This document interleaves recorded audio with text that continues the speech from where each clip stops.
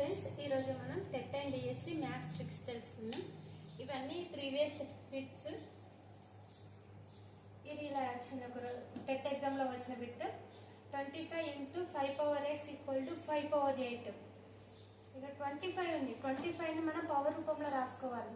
అంటే 5² ఇక్కడ 5 ఉన్నాయి బేసెస్ కాబట్టి మనం 5లోనే రాసుకోవాలి. 5² × 5^x = 5^8.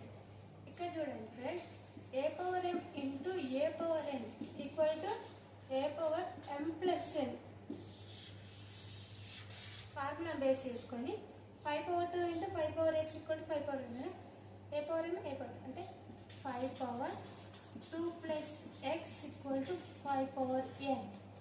bases equal, now powers are equal. 2/x = 8. now x = 5 - 2, x = 6. Answer is 6. Answer. Now next one, here 1/49 × 7/2x = 7/8.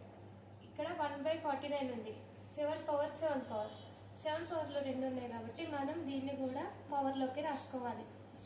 1/7² × 7/2x = 7/8.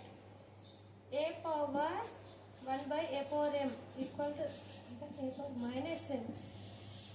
ఈ ఫార్ములాను బేస్ చేసుకొని 7⁻−2 × 7/2x = 7/8.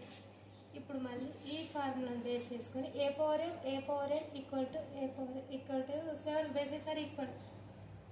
పవర్స్ యాడ్ చేద్దాం.